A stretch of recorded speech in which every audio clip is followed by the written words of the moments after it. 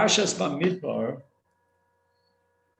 by Daber Hashem el Moshe Bamidbar Sinai, etc. Se'u es Rosh Kol Adas B'nei Yisrael L'Mishpachosam L'Beis Avosam. I want to call your attention to two dimensions of this pasuk here, the second pasuk in our parsha. Number one, the Ramban here comments that there were two dimensions to this census, to this counting. The Ramban says that when it says Se'u es Rosh Kol Adas B'nei Yisrael, we understand that HaKadosh Baruch Hu is doing a great chesed, and he's taking 70 souls that he had brought down to Mitzrayim, and by counting them now, you see the massive number of people that make up Klal Yisrael. It's no longer a small clan of 70. So that despite the many, many years of the exile in Mitzrayim, nevertheless, we have a massive amount of 600,000 of between the ages of 20 and 60, etc., etc. Then the Ramban offers another interpretation. And he says that this census was not just about the massive number of Jews that made up Klal Yisrael. Says the Ramban, what was at stake here was a personal relationship between Moshe Rabbeinu and every single member of Klal Yisrael. Ramban describes, based on the Medrash, how Moshe Rabbeinu was mandated to go from home to home, from tent to tent. And he would stand on the outside of the tent, and every member of the family would come out, introduce himself or herself, and that's how Moshe Rabbeinu counted. There's a fundamental difference, I believe, between these two explanations for the census of Sefer Bamidbar that the Ramban is offering. What is the goal of this counting? Is it the total number, or is it each individual member that makes up this number? You know, sometimes you count and you're not interested in the individual, you just want to get to the total number, the totality. On other occasions, what you're interested in establishing through the census is how every single individual makes up part of that census. In the first dimension, what we're interested in here, according to the Ramban, is the massive number of the community of Israel. And in the second case, where the Ramban says that the purpose of the census was to introduce every individual member to Moshe Rabbeinu, it was a private intimacy between every person and Moshe Rabbeinu. It was critical that Moshe Rabbeinu knew every individual. We can only imagine that according to the Ramban, when a person would introduce himself or herself to Moshe, Moshe would probably ask a few questions to get to know that person. It became a very individualistic relationship between the leader of Israel and every single individual member of Klal Yisrael. And one would wonder, why is it so critical, according to the Ramban, that every last rank and file Jew introduce himself to Moshe Rabbeinu? And I believe the answer lies back in the parsha of Matan Torah. And perhaps this would give us a deeper insight into why Chazal organized it such that we read Parshas Bamidbar right before Matan Torah. Chazal explained that although Moshe Rabbeinu destroyed the first set of luchos, when they were replaced with the second set, an amazing miracle happened. The second set of luchos contained within it not just the Ten Commandments, but the entire gamut of Torah Sheba'al Peh. Moshe Rabbeinu, when he taught the people Torah, he taught them not just the Aseres HaDibros. The Aseres HaDibros were just, in a sense, a takeoff point, a launching pad for studying with them and transmitting to them the entire gamut of Torah Sheba'al Peh, which means that we understand why Moshe is called Moshe Rabbeinu, our Rebbe. Why don't we call him Moshe Malkeinu? After all, Chazal say Vayi B'Shur Melech, that Moshe had the status of a king. Why don't we say Moshe Avinu, he's our father, or Moshe the leader of Klal Yisrael. We could give Moshe Hanavi. There are many different appellations that you could give to Moshe, but we choose Moshe Rabbeinu. And the reason for that is because Moshe is the teacher of Klal Yisrael. All of Klal Yisrael are the disciples of Moshe Rabbeinu.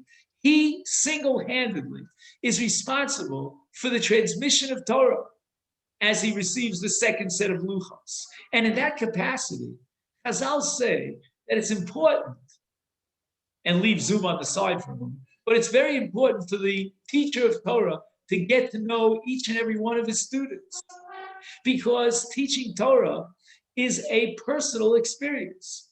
Again, if all you see is just a blank wall with a name on it, then it's very difficult to get to know anyone. But I want to thank Richard for opening his camera so I could see him. That's really a pleasure. And then there's that element of a personal relationship. It's not just Moshe Rabbeinu as the leader of all of Klal Yisrael, the faceless, anonymous assembly of Israel. It's Moshe Rabbeinu who knows every single individual, because every individual introduces himself or herself to Moshe Rabbeinu. That's the purpose of the census.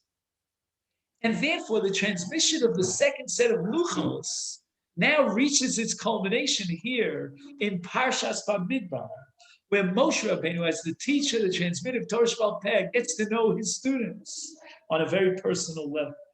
And perhaps that's the emphasis on the words, Sa'u es Rosh Kol Adas B'nai Yisrael. Why does the Torah emphasize counting the heads? Because the head and the countenance, the face of the person, is how you get to know the person. The rest of the body is not something that in any way could transmit the image of a person, the personality and the character of the person. And therefore, Sa'u es Rosh Kol Adas B'nai Yisrael. Ben, you have a chumash? You want to? Yeah. I think we had a chumash. I don't know where it is. So that the message here, according to the Ramban, is that this census has as its goal not just the total number to impress us with the volume of the population of Israel and the great sense of gratitude and awe that we have to have towards the Ribono Shel Olam for taking such a small group of people, and despite all the golus and the exile of Mitzrayim, now we have Shishim Ribu. It's more than that. It's not just the total number, as impressive as that number might be, but it's the counting of Rosh Kol Adas B'nai Yisrael, to count the head of every single Jew, so that Moshe Rabbeinu would now be introduced to every single individual. And then he has fulfilled his role as a teacher who has a personal relationship with every one of his students, with every one of his disciples. You know, I'm often impressed with the fact that some parents, instead of choosing to send their children to the most popular schools, there are cities on the face of the map where there could be 2,000, 5,000 students in a school. But the parents give up on that popularity, and instead they choose to send their child to a smaller school. And I believe the reason for that, Tov Olei Bracha, is because of this census. And it's so critical for the transmitter of Torah to know on a personal, individual level every one of his students. But I believe there's another great message here in this very opening pasuk in Parshas Bamidbar. It says, "L'mishpachosam lebeis avosam." I don't have to tell you, my friends, that in contemporary society we live in an atmosphere in which the Jewish religion has come under criticism, mostly by the feminist movement. And this is one example of where our adversaries find a weak point from their perspective in Judaism to attack us. And they say, why is it that you're counting lebeis avosa? We're looking at the paternal father image. What about the mother image? Why all the emphasis here on the father and not on the mother? I'd like to suggest that criticism is based on a grave error, and the truth is very far from what they are saying. The Torah has only the greatest applause and honor and respect for the Jewish mother.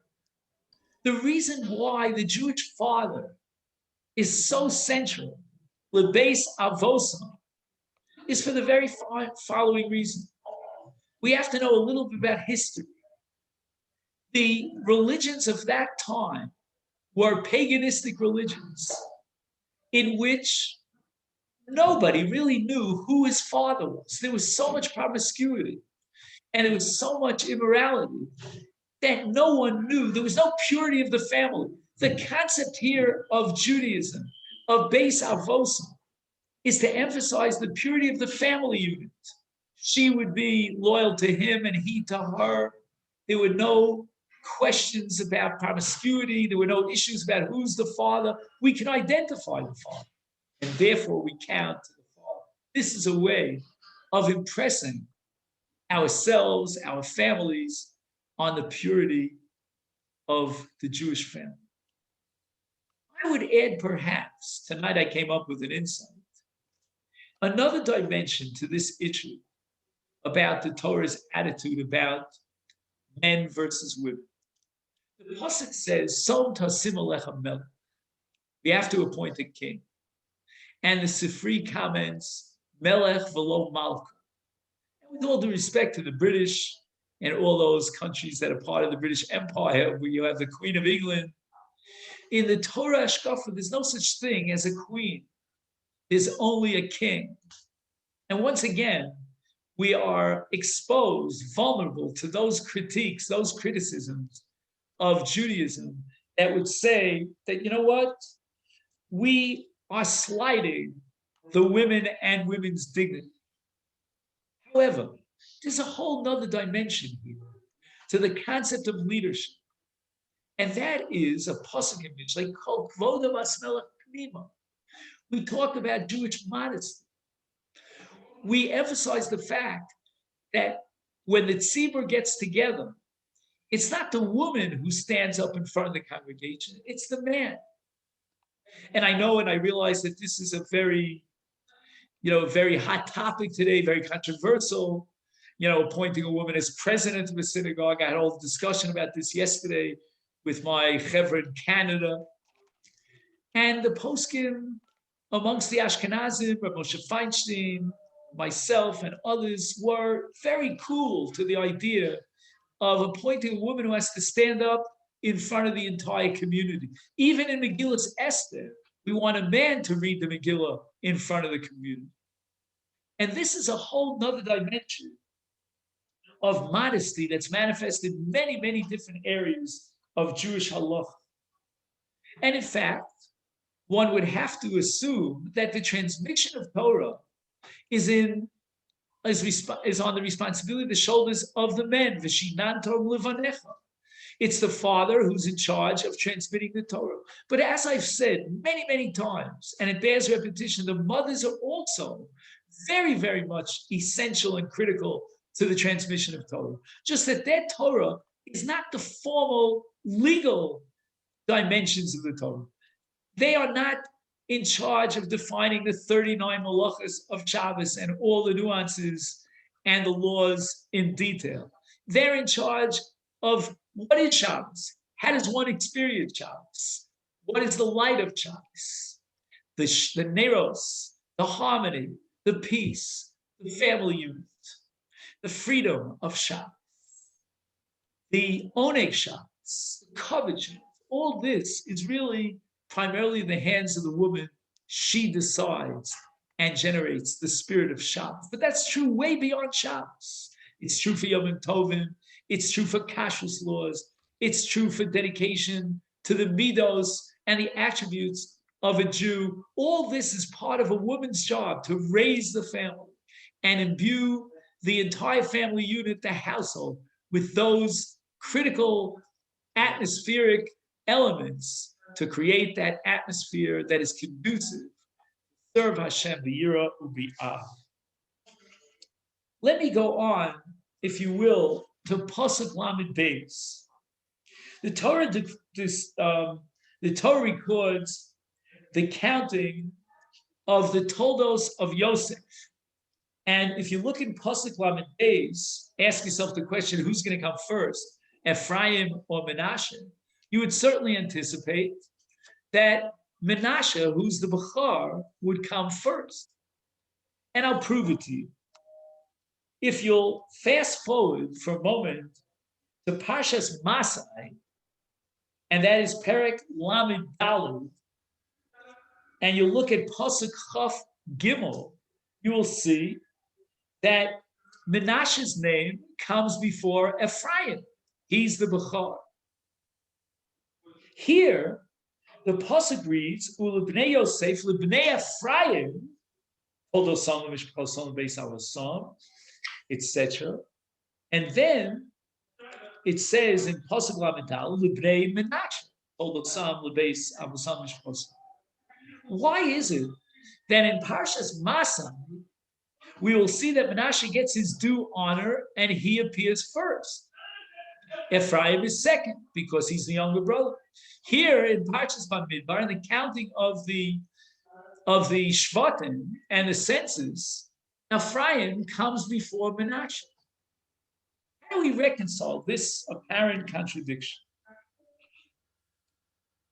Let's take a look at another contradiction in this context. Rashi, in his commentary on Bereshis Perek Mem Beis, Pasuk of Gimel, Rashi writes that Yosef, when he spoke to his brothers, officially he spoke only Egyptian, they spoke Lashon Kodesh, so he set up an interpreter. Which of his two sons did Yosef choose to be the Metargem, the interpreter? Rashi says it was Menashe, the older brother. And yet, later on, at the beginning of Parshas Vayechi, Yosef gets a messenger, one of his sons, to tell him that Yaakov, his father, our grandfather, is very sick. And Rashi identifies that as Ephraim. It's Ephraim, the younger brother, who notifies his father Yosef about the illness of father Jacob.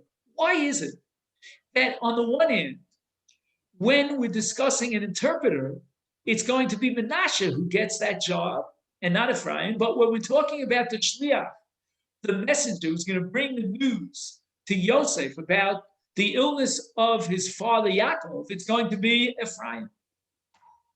All this gets us very complicated. But I would suggest the following.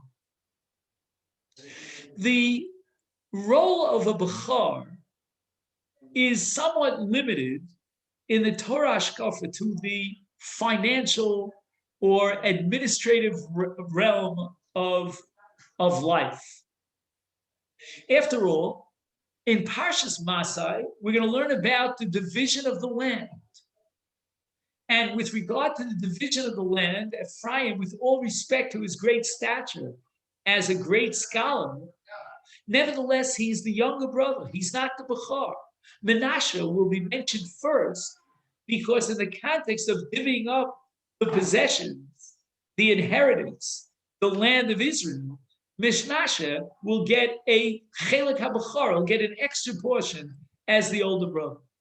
However, when we talk about spiritual matters, when we talk about the transmission of Torah, when we talk about striving to reach God and a closeness to God, the Bechar is not necessarily endowed with a special status. And here, in the context of the Bnei Yosef, the relationship between Menashe, the Bechor, and Ephraim, the younger brother, it's Ephraim who is the great scholar.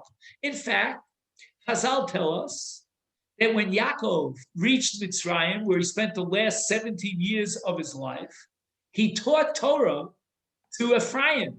Ephraim was his outstanding disciple. And that's why Yaakov, when he gave the brachos to Ephraim and Menashe, he put his right hand on the head of Ephraim. it makes sense now that if Yaakov takes ill, he is the Rebbe of Ephraim. Ephraim is his prime disciple, and he's the one who's going to immediately be impacted by the illness of his Rebbe, of Yaakov, who's not only his grandfather, but his Rebbe. He's the one who is going to notify Yosef about the illness of Father Jacob. And now, in that light, we can shed a whole new light on our Parsha here in Bamidbar. If you take a look at the census, you will find that there's a recurring phrase that repeats itself every single time the census calculates a certain number. And that is Yotzei Tzava. Tzava means literally an army. And one could suspect that the emphasis here in the census is on the military campaign. How many soldiers do we have that will go out to battle? But I would submit to you that's an impossible, untenable interpretation. Because at the end of the entire calculation, if you'll fast forward for a moment to Bamidbar Perek Beis, Pasuk Nun Aleph, it says that B'chanots HaMishkan, this whole parsha is about where in the encampment are the various tribes going to be in proximity to the Mishkan. And therefore, in Pasuk Nun Beis, Ish al Diglo B'tzivosam. We're talking about the Digolim, the Tzvaos over here, which literally means the military brigades, are for what purpose? And the answer is, it says that they are Litzivosam al Diglo. Now, what's Degel? Degel is a flag, obviously. The Medrash tells us that each tribe had its own Degel. And it gives us insights into the background and the colors and the shapes and the forms that made up each individual degel of each shevet. And here in our parsha, we're taking a census of the Yotzei Tzava and how they were situated in proximity to the Mishkan.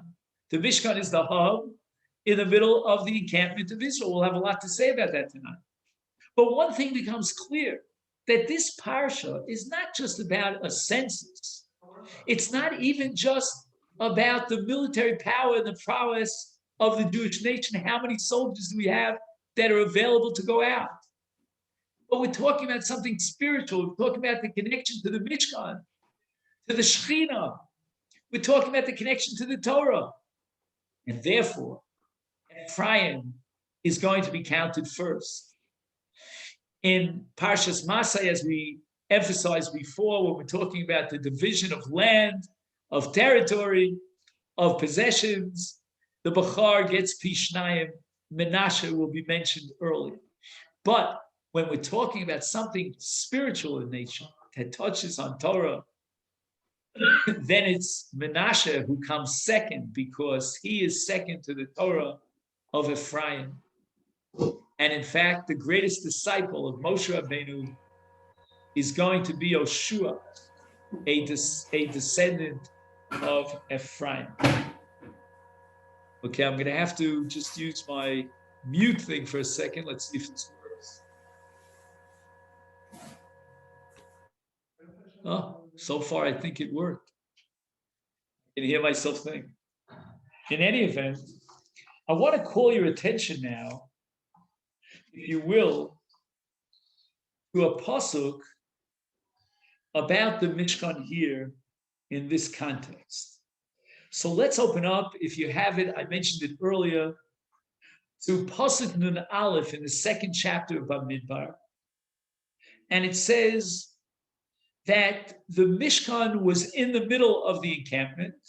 V'saviv leMishkan, who was immediately in close proximity around the Mishkan, was the Levium. And then going out, like in concentric circles, the Torah described Kol Yisrael. So we have the Mishkan. The Mishkan is called the Machne Shechina. And close to the Mishkan is called the Machne Levia, the encampment of the Levium, and then we get to the Machne Yisrael. What is the significance of these three Machnos? The Rambam tells us in Hilchos Beis HaBechira, the laws of the Beis HaMikdash, in the 7th chapter, the Rambam tells us that this structure is indicative of what's going to happen ultimately at the time of the Beis HaMikdash. Just like at the time of the Mishkan, there was the Machne Shechina in the middle, surrounded by the Machne Levia, that was in turn surrounded by the Machne Yisrael. So too, in the Beis HaMikdash, there'll be the Machne Shechina. Outside of the Machne Shechina, which was the Beis HaMikdash, we have what's called the Har HaBayis, and that's called the Machne Levia. And then beyond that, which is Yerushalayim, is called the Machne Yisrael. And there are various dinim in terms of what's called Shiluach Machnos in the laws of Tumah V'Tara. If a person is Tameh, he's not allowed to go into the Machne Shechina. In some cases, his Tumah is severe and he has to be expelled even from the Machne Levia. In the case of Mitzorah, who has the most intense Tumah, he can't even go into the Machne Levia, he can't even go into the Machne Yisrael, into Yerushalayim. He's expelled from Yerushalayim. So what we're learning here in our Parsha is not only a description of the physical location and where the various Shvatim were located, etc., etc. It is really setting up a structure for the Beis HaMikdash itself.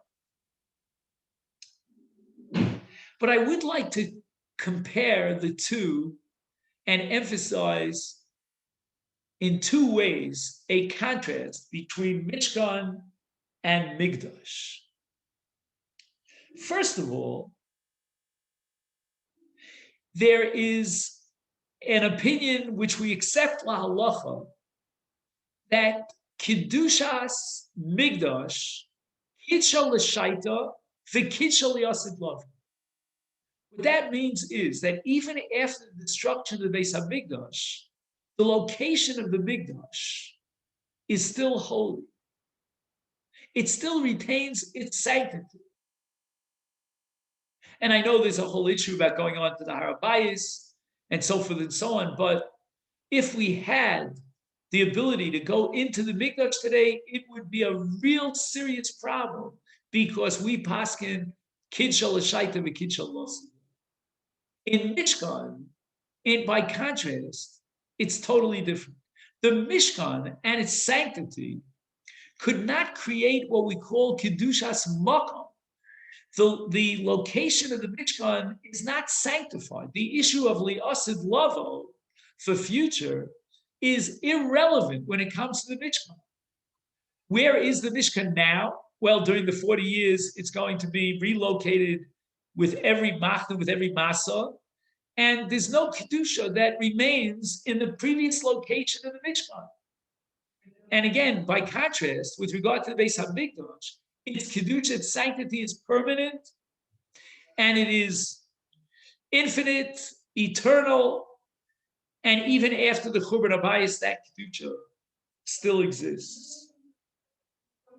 So therefore, we have to assume that even though we derive the halachic structure of the Beis HaMikdash and the three machnos from the Mishkan, there is a fundamental difference between the two. In the case of the Mishkan, we're talking about a temporary sanctity of the machnos that all depends on where the Mishkan is. So that we're going to set up the Machne Levia around in close proximity to the Mishkan, and the Machne Yisrael in a broader concentric circle, but as long as the Mishkan is in the middle. Once the Mishkan is folded, disassembled, and reassembled in a different location, now we have a different structure of the three machnos, not so in the Beis HaMikdash. But I believe that there's another important contrast between the three machnos of Mishkan here in Sefer Bamidbar and the three machnos after the building of the Beis HaMikdash. With regard to the Mishkan, we have a halacha of Shvatim. Every single shevet was designated in its personal Shevet location in proximity to the Mishkan. So that when we go out of Machne Leviah into the Machne Yisrael, we have Shevet Ruvain here and Shevet Shimon here, and there are Shvatim that are closer to the Machne Leviah. There are those who are further away. And this structure is going to be relocated over and over again during the 40 years of travel through the Mikdash, through the Midbar. In contrast, when we're dealing with Beis HaMikdash, the outer Kedusha of Mikdash is called the Machne Yisrael, which means Yerushalayim. And we have a principle with regard to Yerushalayim, that Yerushalayim belongs to all tribes. Lo nischalka l'shvatim. We don't divvy up Yerushalayim privately to each Shevet. And that is a very important contrast between Mishkan and the Machne Yisrael around the Mishkan and Machne Yisrael around the Mikdash. Machne Yisrael of Yerushalayim is given to all the Shvatim. No Shevet can claim private ownership. It's our Yerushalayim. It really is notable that Chazal organized it in such a way that Shabbos Parshas Bamidbar, reading this parsha, always comes before Chag HaShavuos. And I believe that the message here is that when we talk about Yotzei Tzava, we shouldn't take this just on the level of a military campaign, a group of soldiers, but rather we're in a battle against all sorts of adversaries that are spiritual, all sorts of barriers and evil inclinations that try to put stumbling blocks in front of us. And when we count every member of Klal Yisrael, we add to him the appellation that he is a Yotzei Tzava. He will go out and fight a battle. Every individual will have to fight a battle. Your battle is not the same as mine, and his is not the same as yours. It's always a unique battle. It's a spiritual battle. And the success in that battlefield depends upon the proximity to the Mishkan. The Mishkan is the Machne Shechina. Those who are dedicated to the Shechina and will be dovek to the Shechina, they will win the battle against all those enemy forces. They will be the prime Yotzei Tzava. All of these messages reflect themselves in Matan Torah, in Chag HaShavuos. Now we're at Parshas Bamidbar. We're preparing ourselves for Matan Torah. We have to realize that every single Jew is counted. Every Jew is a Yotzei Tzava. He will go out to the battlefield and face his challenges. And no two individuals have the same challenges. And we always have to strive for greater and greater heights, spiritual heights and closeness to the Shekhinah, to the Machne Shekhinah. These are the profound messages that are inherent in Parshas Bamidbar. The Torah goes on to tell us that B'Soah HaMishkan Yoridu Oso HaLevim. When we had to relocate during the 40 years in the Midbar, the Mishkan, from place to place, the Levim were in charge of taking apart the Mishkan and moving it from one place to the other. Once they did so, there was no longer a sanctity to the place where the Mishkan stood originally. And therefore, the sand dunes are just simply sand dunes. It's not like the Makam HaMikdash, which is sanctified in an eternal way. Ishal machneu v'ishal diglo, each man by his own camp, and each man by his own division. Why is the Torah dedicating so much time to the demarcation of camps, where this camp is and where that camp is? And I believe that the message here is simple, but yet so profound. Each person, each individual has his or her role and contribution to the makeup of Klal Yisrael. So that Ish al Machaneu v'ish al Diglo teaches us that every person has a tremendous potential. We say that if a matzil nefesh achas miYisrael, you save one Jew, and during these periods of time, we put so much emphasis on those great volunteers of Hatzalah that's saving Jewish lives. Who knows how tragic things could have been if not for the Hatzalah. People are so dedicated. They are Makayim Kol Ha'olam Kulo. You save one Jew, and it's considered as if you save the entire world. Every individual is a world unto himself. And a person should not be self-effacing.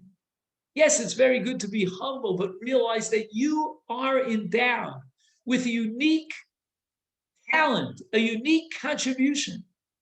And this comes to the fore in so many different ways, primarily when we learn Torah, and we learn Torah as a group. Every individual participates in that group. Reb Shimon Bar Yochai says in the Zohar that his success was that he gathered together all the Talmidei Chachamim, all the students as a group, and they worked together. And that was a tikkun to fix up what happened with the Talmidim of Rabbi Akiva. So that this message that a person should not fool himself into thinking that his abilities are limited. On the contrary, he should realize that he has great abilities. He represents an entire world. And I've said this many times, Avelus, when a person never loses one of his 7 relatives, then the whole institution, the enterprise of mourning and grief, is a reflection, a manifestation of the fact that no individual, no one can be replaced. Every individual is unique. Everyone has their own special talents, their abilities, their contributions, and they cannot be replaced. And that's the tragedy of death. And that's the severity and the intensity, the profundity of Avelus. Often I think about the pasuk at the beginning of Truma that describes B'Tsalel. And it says, Re'u karasi lo b'shem. The pasuk says, look at B'Tsalel. I've called him by name. And Chazal have a discussion about the name B'Tsalel, B'Tzel Kel. But what was the concept of Re'u? And I'd like to share with you an insight of a very close friend of mine, and to some extent we're related, or we're Krovim Rechokim, and that is Rav Moshe Feinstein. Rav Moshe would always argue that Re'u, when the pasuk says, look and see B'Tsalel, what was meant was, by the Torah, is that B'Tsalel is a paradigm of an individual who is bestowed with great talents, incredible genius in the area of engineering and construction, etc., etc. But Re'u, take a look at B'Tsalel. What is he doing with these great talents? Is he working for a great firm, an architectural firm? He is working for the Mishkan. He understands that God created the world to bring out the glory of God. And he bestowed upon B'Tsalel talents, which are not meant for B'Tsalel to hoard for himself, to project his own self-glory, but rather to dedicate them in a humble way and in a great sacrifice for the people and for the building of the Mishkan, to bring the Shekhinah, to bring the Kavod Shamayim. This is the message of B'Tsalel. He is a living example. Re'u, look at him, emulate him, realize and appreciate that God bestowed in you, every single one of you, great talents, great abilities, unique contribution that you can make. V'sein chalkenu b'sorah sechel. Everyone has their own chal, their own chelik in Torah. And therefore, ish al machaneu ve'ish al diglo.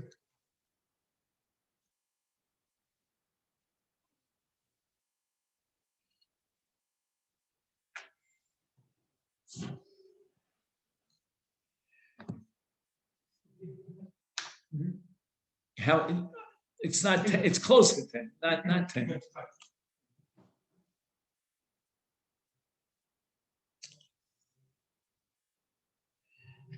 I would like to come back to a phrase in this parsha that repeats itself over, but with a slightly different perspective.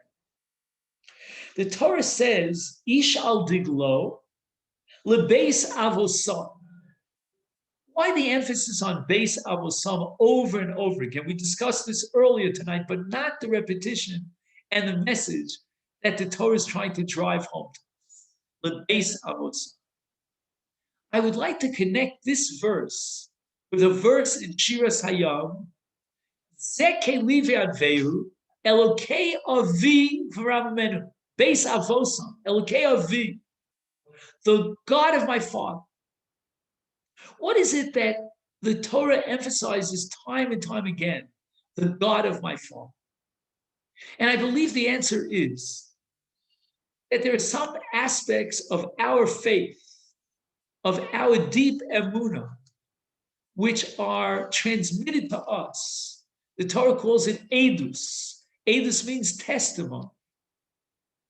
There are ideas, philosophies, principles of our faith that only the previous generations can transmit to us.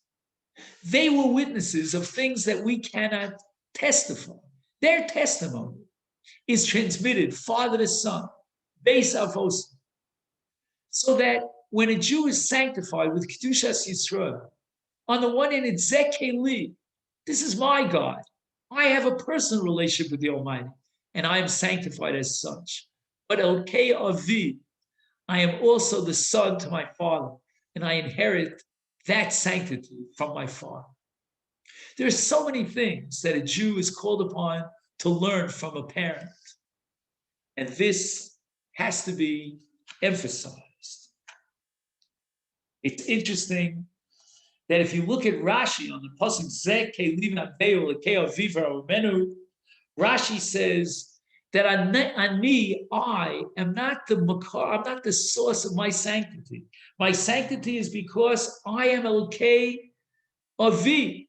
I am a recipient of the God of my father. My father has transmitted that belief and that faith in me, and that's what my kedusha, my sanctity is. There are certain dimensions of faith that are received through the Masorah, through the transmission and the tradition. And sons accept the testimony of their fathers. The Kuzari Rabbi Yudah Levi, as one of the main themes of his great work, is the transmission of miracles. There are miracles that our parents, that it transpired and were experienced by our parents. And we believe in them faithfully. And these are transmitted to us as part of the Masorah. And so the Torah emphasizes over and over again, Beis lebeis avosam. Take a look for a moment in Pasuk Lamedal, here in the second chapter. Vayasu b'nei Yisrael, the last pasuk in Perek Beis. Kechol asher tzivah Hashem es Moshe, ein chanu l'diglei. They encamped by the divisions of their flags. And the Gemara tells us in Masechta Megillah that we should read Parshas B'chukosai before Shavuos, because before Matan Torah we want to get rid of all the klolos that we read last week. But Tosfos asks, that's not our custom. Our minhag has it that we read Parshas Bamidbar before Matan Torah. We want to separate between Matan Torah and the curses of Parshas B'chukosai. What is the connection then, according to our tradition, our custom, between Parshas Bamidbar and Matan Torah? And perhaps we could say the following. Our Parsha, Parshas Bamidbar, sets up three levels of sanctity. The Machne Shechina, which is represented by the Mishkan. The Machne Levi is the second level of sanctity. And finally, we get to the third level of sanctity, the Machne Yisrael. What happens at Matan Torah? We are standing at Har Sinai. Once again, there are going to be three divisions and three levels of Machnes. On the one hand, the people are surrounding Har Sinai. And the pasuk in Parshas Yisro describes the Shekhinah coming down over Har Sinai. That's no doubt the Machne Shekhinah. However, when Aaron and the Zkanim wait for Moshe Rabbeinu to come down from the mountain and to descend from the mountain, Machne Shekhinah, they are situated close to the foot of the mountain. That's called a Machne Leviyah. That's the second level of Kedusha. Around Aaron and the Zkanim are the rest of Klal Yisrael. That is the third circle, the third level of Kedusha. And all this reflects on the Mesiras HaTorah, the transmission of the Torah. Moshe Rabbeinu at Har Sinai is up on top of the mountain. He's in the Machne Shekhinah. He receives the Torah. He comes down and he transmits the Torah to Aaron and to the Zkanim. And then it goes on, transmission until it encompasses all of Klal Yisrael. It's so appropriate that we read the Parsha Bamidbar with all the circles of Kedusha around the Mishkan, around the Machne Shekhinah, which will give us an insight, a vision, a picture of what went on at Har Sinai in these three levels. And now we begin Perek Gimel. V'ela toldos Aaron u'Moshe. These are the descendants of Aaron and Moshe. Where are the descendants of Moshe? The pasuk goes on and says, Eila shmos b'nei Aaron. Habachar, Nadav, Avihu, Elazar, Itamar. Am I missing something? Is there a piece of the Torah that's omitted in my text? Eila told us Aaron and Moshe. There's no mention at all of the sons of Moshe Rabbeinu. Moshe Rabbeinu had two sons, and amongst them were these were Gershon and Eliezer. The Torah describes how Moshe Rabbeinu came up with their names. Where are they? Why aren't they mentioned here? And I want to suggest an answer that is admittedly very revolutionary and to some extent controversial. We know that the greatest challenge to man, and it's represented by the Akedah, is to give up on his own child. This is a challenge that we can't even fathom in our minds. And yet, as great of a challenge as it was, in the case, Chaim, you listen, in the case of Avram and Yitzchak, at the end of the day, Yitzchak survives the Akedah, and Avram transmits his legacy to Yitzchak, who in turn will transmit his legacy to Yaakov to the Shvatim, etc., etc. But let's compare that to Moshe. A father has the right to transmit his legacy to his children. That's an inalienable basic right. In fact, in certain laws of Srara, of leadership, if the son is worthy, then the leadership role can be transmitted to his son. We'll see that in the case of Aaron, transmitting the Kuhuna Gedola to his sons. Case of Moshe Rabbeinu, it's not there.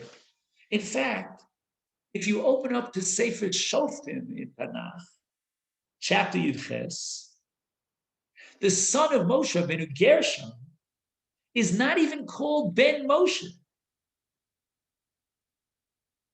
He's called Ben Menashe. The Gemara in Bamidbar goes through a whole analysis. But one thing is clear, the children of Moshe Rabbeinu are never indicated by the Torah to be the recipients of the legacy of Moshe Rabbeinu. Yoshua will be the disciple who will be the replacement for Moshe Rabbeinu. There was never even a Hamamina that Eliezer or Gershon would inherit the position of leadership of Moshe. Where is the personal relationship between a father and his sons in the case of Moshe? It's completely gone. I would suggest that the challenge and the nisayim of Moshe Rabbeinu was infinitely greater than the Akedas Yitzchak. Moshe has no right to choose his own sons. In the debate between, again, debated in inverted commas, between Moshe and HaKadosh Baruch Hu at the snap, when Moshe Rabbeinu hesitates to take on the leadership role, Hashem says to Moshe Rabbeinu, take your shoes off. The raglayim and the na'alayim, the shoes we wear, represent the person himself, grounded on earth, the father of a family. Take off your shoes. You're no longer a family man. You are now the leader of Klali, so you embody within you all Shich and Ribu. Forget about a personal relationship between Moshe and his sons. Even in the marriage relationship, Moshe Rabbeinu as the leader of Klal Yisrael, the embodiment of Shechina Medaberes Mito Krono, takes on a whole different role. And he is called upon to rise up to the greatest sacrifice that man could imagine, arrested of that right to pass on to his sons that personal relationship. Hashem says, you cannot do so. I will not permit you to do so. There's no favoritism here. Every last Jew has rights to Moshe Rabbeinu to demand the private attention of their great leader. Yisro, if you remember, was overwhelmed. He said to Moshe Rabbeinu, you were overwhelmed because every last Jew wanted to have a piece of Moshe Rabbeinu. And then the Torah goes on to tell us, Kol Bechor Peter Rechem Mibnei Yisrael, all firstborns amongst the children of Israel who have opened up the womb of their mother are sanctified with the Kedusha of Bechor, and that generates the mitzvah of Pidyon Ben, to be podeh and redeem that Kedusha. Why? Why the Bechor?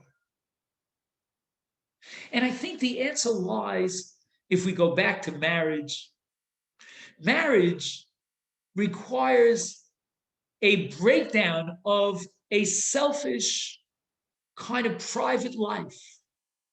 Marriage means invite another person into your life, create a community of husband and wife. This is the greatest of all mitzvahs.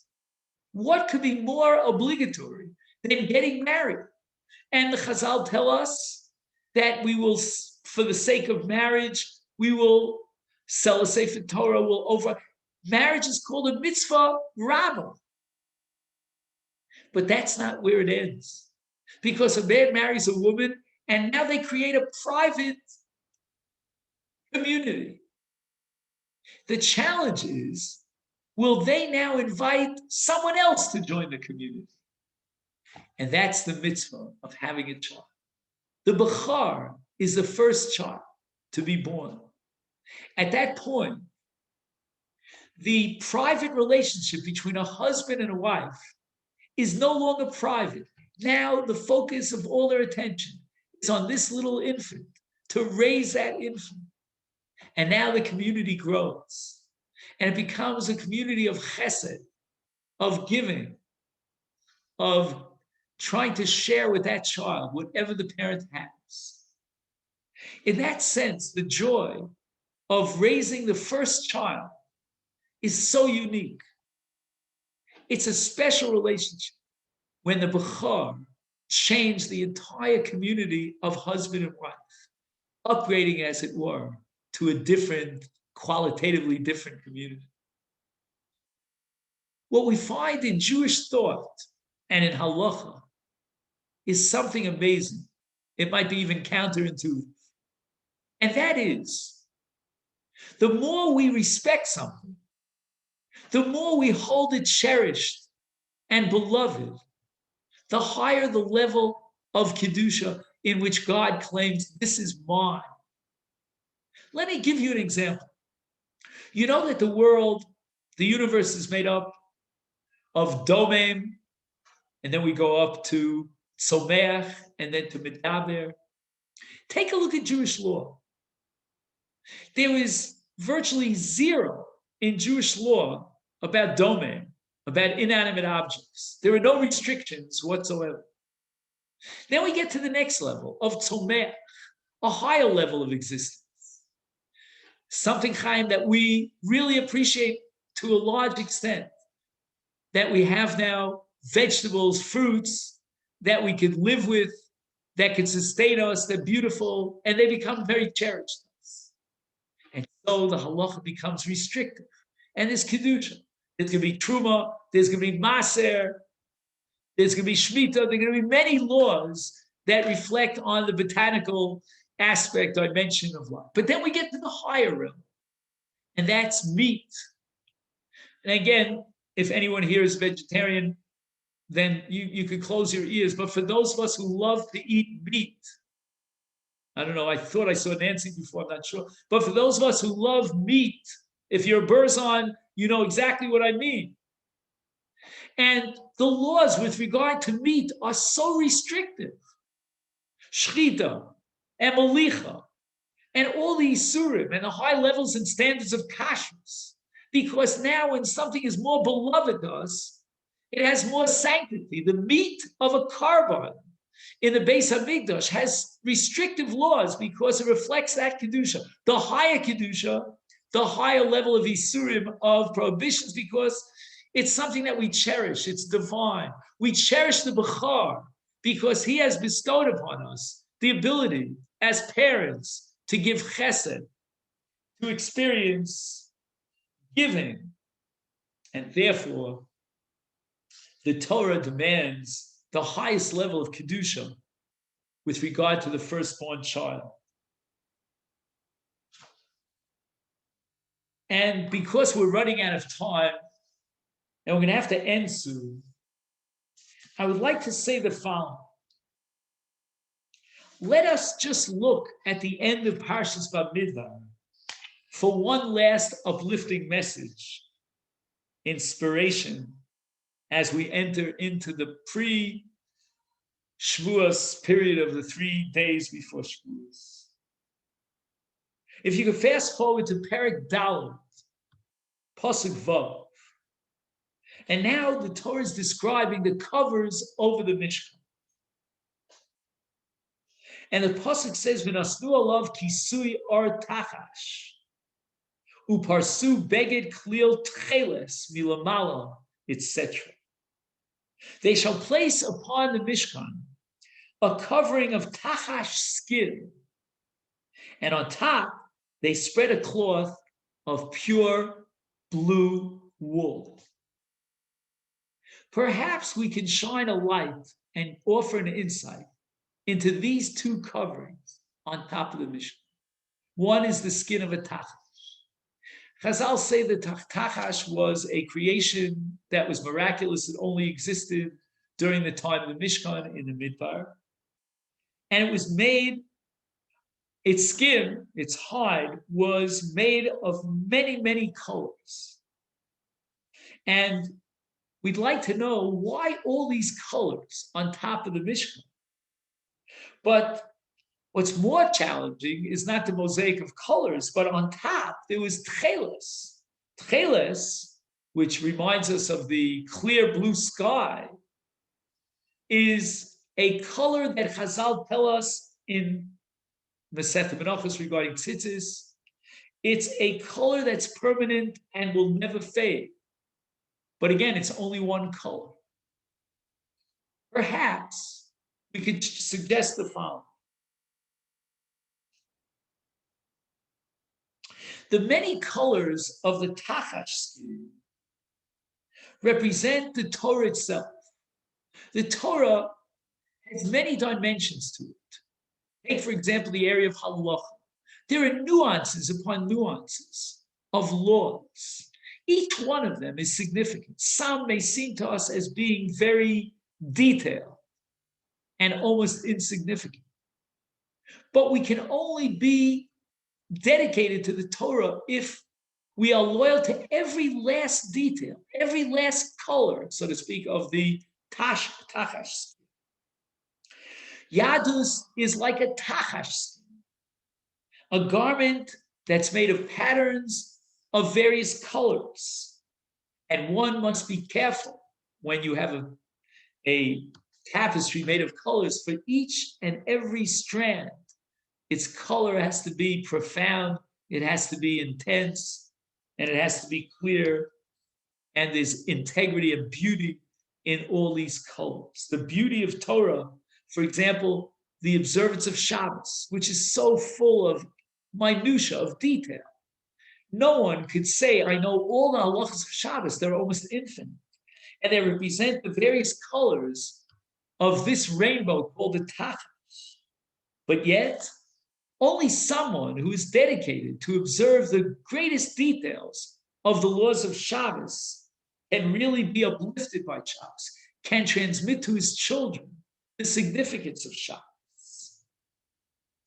It's interesting that in Mirza Hashem on Monday, when we read the Megillah of Rus answers the challenge of Naomi. And she says, wherever you go, I will go. Wherever you lodge, I will lodge. Your God shall be my God.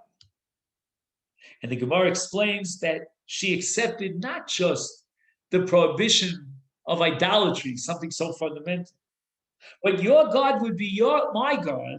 Say Chazal is a reference to Tchum Shabbos, the boundary of Shabbos.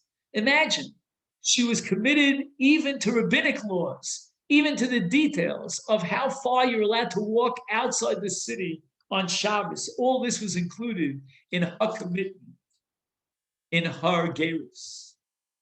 And now on top, there's a tcheles. And that will cover the Mishkan above the Tachlis. The tcheles, which as we said before, represents a color that is permanent, that will not fade, represents self-sacrifice, steadfastness. We are absolutely dedicated to the love of Hashem, to the sanctity of the Jewish people. We will never separate ourselves from the blue garment that is permanent. No power on earth can remove us, can separate us from the Jewish people and from the Ribono Shalom. Yiratzav it be His will that we take these profound inspirational ideas about the Machne, about the Yotzei Tzava, about the Mishkan, about the Shekhinah, about the Machnos around the Shekhinah, about the Beis HaMikdash, the challenges of what it means to be a dedicated Jew. And if we take this to heart, we will project ourselves and our children, our families, our communities towards the great day of Yom Chag HaShavuos, the day of Matan Torah. Yehei Ratzon. Amen. Thank you again for persevering, and I apologize. I got into a conflict tonight with a program that was going on here, right here, a few feet away, but I think we managed to cover everything that I prepared for tonight. Shabbat Shalom. Shekoach. Thank you, HaRav. Thank you, Shekoach. Shabbat Shalom. Shabbat Shalom. Thank you so much. Thank you. Stay safe. Thank you.